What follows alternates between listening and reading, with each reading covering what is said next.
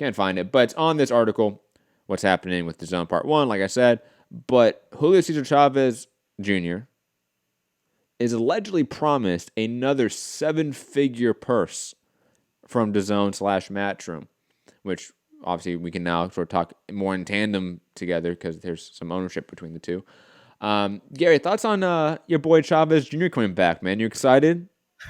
I guess you're right. I said after after that nonsense you pulled him to Jacobs, like, you'll never see him headline a card again. Like, that's it. The public is done with him. That's ridiculous. I was like, oh no, you'll see him again relatively soon, like whenever he's ready to come back. And I guess Matt was right. Like, I just thought like the public would just brush him aside and be like, okay, you're not a serious person anymore. But I guess, it doesn't matter. It doesn't matter if you're a serious person, Gary, or if you have good thoughts. If you pull numbers, even if they're just like social media numbers, which mean nothing, then you matter.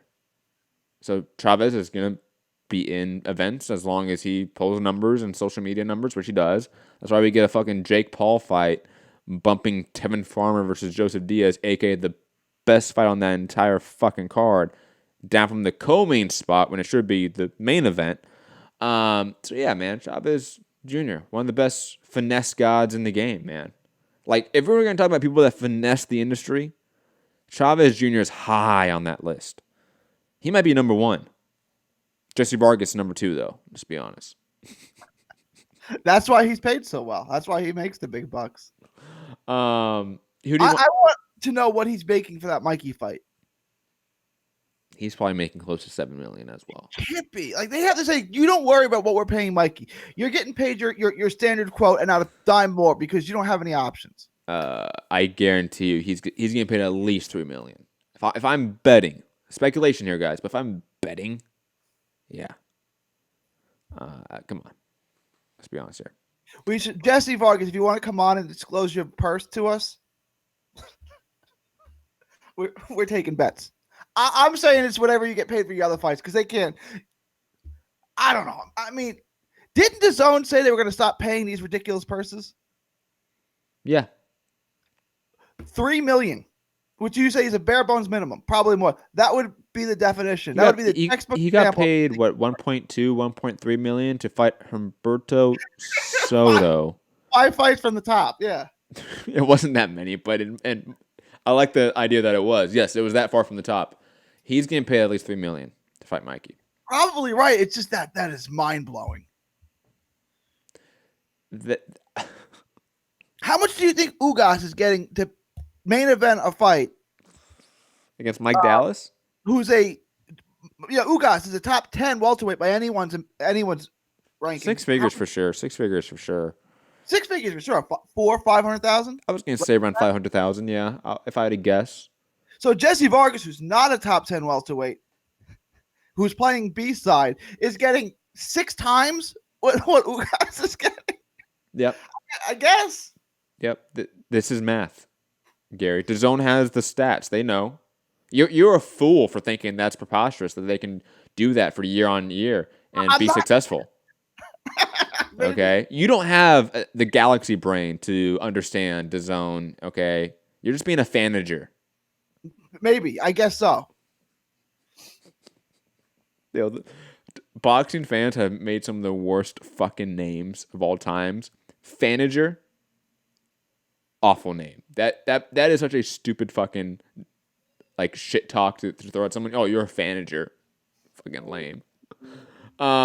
Moving on though. I feel like this when I was still working on Wall Street, like during the housing crisis, right? And like in 2006, before everything crashed, and you saw people making $50,000 a year, $40,000 a year, buying $500,000 houses, and I'm like, I don't think this is sustainable long term. And everyone's like, no, it's interest only, and then they'll make more money, and then they'll pay. Like, you don't think the bottom of this is ever going to fall out? You don't think like those interest only loans and those terms are ever going to mature? Because they probably are. And then people making $40,000 a year are going to have to pay off a $500,000 house, and they can't do that. So that's going to have to fall. No, they'll just refinance. Refinance what? They can't qualify for a loan, right? Like this is because forget it. You about to go on another rant about DAZN, weren't you? Like at a certain point, like. to rephrase or reframe the discussion, this isn't a DAZN issue. Like Fox is overspending, not to the degree that DAZN is, but they are overspending. I think on a lot fights and fighters. Obviously ESPN is. I mean, Tyson Fury got a $100 million deal. They gave away more tickets than they sold tickets in his last fight. Think about it. I think the total attendance was, 8,000 people? 5,000 people? Whatever it was. Over half of that was comps. They didn't even break seven figures at the gate. And it's on ESPN Plus. What subscribers are you gaining there? Like, what revenue are you actually making with that fight? Nothing. You're losing money.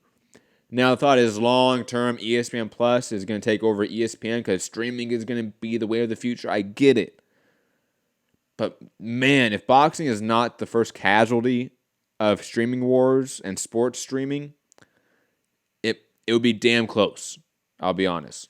So, Matt, 5 years from now, are me and you watching all Japanese streams like the New Year's Eve card? Is that how we're watching boxing 5 years from now? On illegal streams again? Yeah. Yeah. In foreign languages? Maybe not 5, because I think DAZN's going to hold out to the fucking 11th hour. This is their baby. There's no turning. Burn the ship. Yeah, absolutely, Gary. They're just like fucking conquistadors burning their ship and going to the Aztecs. Nope, it's done. We're going there, guys. You guys want to turn back? Oh, go fight. Yeah, good luck. Good luck, guys.